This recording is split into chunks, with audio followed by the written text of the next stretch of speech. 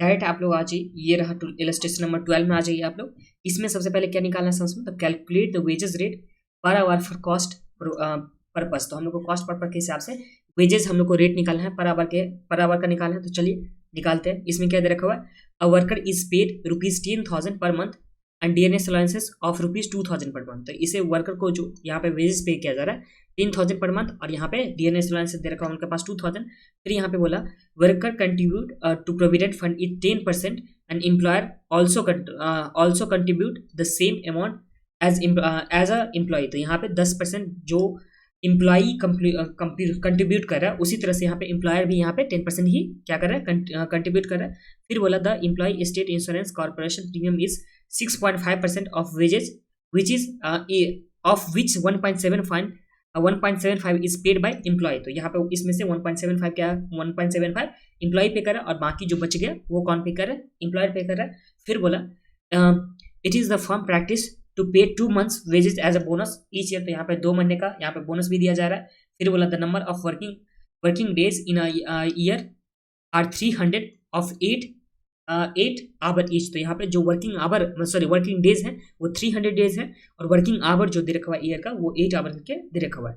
फिर बोला out of these the worker is entitled to 15 days leave on full pay. तो यहाँ पे जिसमें से जो 300 डेज वर्किंग डेज था ना, इसमें से 15 डेज इसे लीव का पेमेंट मिलता है। ठीक है, तो ये हम लोग के पास सम्स हो गया। ठीक है, सम्स में अभी हम लोग के पास क्या क्या दे रखा होता है, एक बार दिखा देता हूँ आप लोग को। सबसे पहले बेसिक वेजेस, फिर कितना डीएनएस अलाउंसेस है, उसके बाद कितना कंट्रीब्यूशन है एम्प्लॉय का, एम्प्लॉयर का दोनों का सेम था। उसके बाद यहाँ पे 6.5 जो परसेंट था, जिसमें से एम्प्लॉय कितना कंट्रीब्यूट कर रहा है 1.75। तो हम लोग के पास जो यहाँ पे एम्प्लॉय कॉस्ट निकालेंगे, किसके व्यू पॉइंट से एम्प्लॉय कॉस्ट निकालेंगे, जो कंपनी के व्यू पॉइंट से। तो उसमें हम लोग का सबसे पहले बेसिक आ जाएगा, फिर डीएनएस एनालिसिस आ जाएगा, फिर जो एम्प्लॉयर मतलब हम लोग एम्प्लॉयर के व्यू पॉइंट से निकाले ना कितना कॉस्ट लगने वाला है एम्प्लॉय कॉस्ट। तो हम लोग का एम्प्लॉयर जितना जितना कंट्रीब्यूट कर रहा है प्रोविडेंट फंड में, जितना ईएसआई में कंट्रीब्यूट कर रहा है वो हो गया, प्लस में कितना इसे बोनस मिल रहा है वो भी यहाँ पे ऐड हो जाएगा।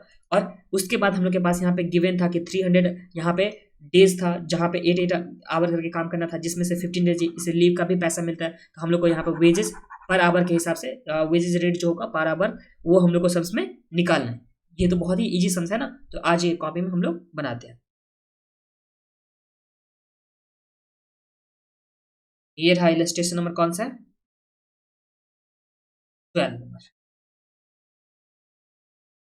सबसे पहले हम लोग वेजेस निकाले थे, कितना होगा पूरे साल भर का। इससे बेसिक मिल रहा है सबसे पहले 10,000 करके मिल रहा है, और पूरे 12 मंथ्स के लिए मिलेगा तो कितना हो जाएगा 1 लाख। 10,000 था कि 12,000 था, हाँ 10,000 ये दे रखा हुआ था हम लोग के पास बेसिक में। ये हो गया हम लोग के पास 1,20,000। फिर डीएनएस अलाउंसेस इसे मिलेगा 2,000 करके 12 महीने के लिए, ये मिल गया इसे 24,000 का। तो सबसे पहले बेसिक हो गया प्लस डीएनएस अलाउंस हो गया। फिर यहाँ पे कंट्रीब्यूशन है 10%, यहाँ पे कंट्रीब्यूशन टू प्रोविडेंट फंड जो है @10% जो बेसिक प्लस डीए का हो जाएगा। तो 1,20,000 प्लस 24,000 का 10% कितना हो जाता है, ये हम लोग के पास आ गया 14,400। फिर यहाँ पे कंट्रीब्यूशन टू ईएसआई कितना परसेंट हो जाएगा, तो 6 पॉइंट टोटल यहाँ पे ईएसआई में कितना था 6.5%, जिसमें से 1.75 एम्प्लॉय ही कर रहा था, तो बचा हुआ एम्प्लॉयर करेगा। तो यहाँ पे 6.5 में से 1.75 माइनस कर देंगे, और ये हम लोग बेसिक प्लस में डीए पे देंगे, तो बेसिक प्लस डीए का देंगे हम लोग। तो ये हम लोग के पास कितना आ जाएगा 6.5 माइनस 1.75, तो ये हम लोग के पास आ गया 4.75 जो एम्प्लॉयर का देना होगा। और इसमें मल्टीप्लाई करेंगे हम लोग कितना से, तो 1,44,000 से। तो ये हम लोग के पास कितना आ गया, तो ये हम लोग के पास आ गया 6,840। तो 6,840 हम लोग के पास कंट्रीब्यूशन टू ईएसआई के लिए। देखिए एक बार बोनस हम लोग कर दिए इंटू 12 करके, फिर हम लोग डीए कर लिए डीएनएस अलायंसेस। उसके बाद जो यहाँ पे प्रोविडेंट फंड है ईएसआई है, उसे हम लोग बेसिक प्लस में डीए दोनों को मिला करके दे चुके हैं। और यहाँ पे ईएसआई में सिर्फ और सिर्फ हम लोग लिए हैं, और प्लस में ये जो प्रोविडेंट फंड था सिर्फ और सिर्फ एम्प्लॉयर कितना कंट्रीब्यूट किया है। अब इसके बाद यहाँ पे क्या बोला कि 2 महीने का इसे क्या मिलेगा, बोनस मिलेगा। तो यहाँ पे चलिए लिखते हैं बोनस का, 2 महीने का बोनस है तो 2 इंटू बेसिक प्लस डीए का इससे बोनस मिलेगा। तो बेसिक कितना था 10,000, और डीएनएस अलाउंस कितना था 1 महीने का 2000, तो ये हम लोग के पास कितना आ गया 12 इंटू 2, तो ये आ गया 24,000। इस तरह से यहाँ पे टोटल वेजेस कितना आ जाएगा, तो यहाँ पे लिख देता हूँ टोटल वेजेस जो इस केस में आ जाएगा 1,20,000 प्लस 24,000 प्लस 14,400 प्लस 6,840 प्लस 24,000, तो ये हम लोग के पास कितना आ गया 189,240। ये हम लोग के पास टोटल वेजेस आ गया।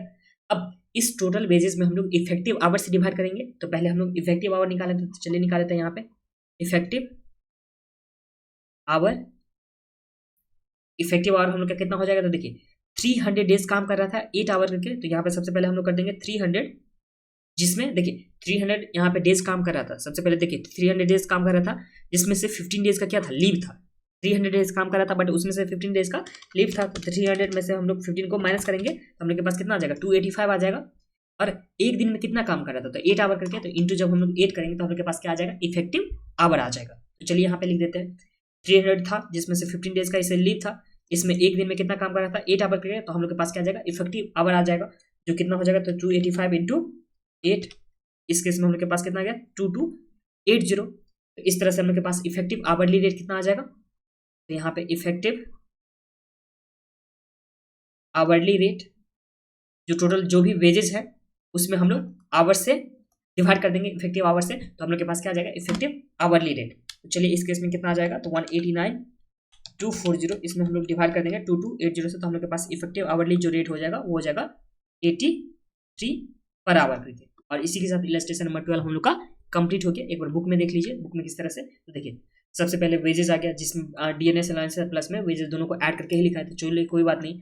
फिर प्रोविडेंट फंड में 10%, फिर ईएसआई में माइनस करने के बाद यहाँ पे तो ये हम लोग के पास आ गया, फिर यहाँ पे बोनस दिया गया। इस तरह से यहाँ पे टोटल वेजेस और टोटल वेजेस में इफेक्टिव आवर निकाल लिया गया। यहाँ पे 285 डेज ये कैसे आया, तो यहाँ पे 300 डेज दे रखा हुआ था जिसमें से 15 डेज का यहाँ पे इसे मिल रहा था, वैसे ही पैसा लीव में पैसा मिल रहा था, तब 15 डेज को माइनस करने के बाद 285 उसमें 8 से मल्टीप्लाई करते थे तो 2280, फिर डिवाइड करने के बाद 85 के आ गया इफेक्टिव आवरली रेट। और इसी के साथ हम लोग का इलस्ट्रेशन नंबर 12 जो है वो कंप्लीट हो गया।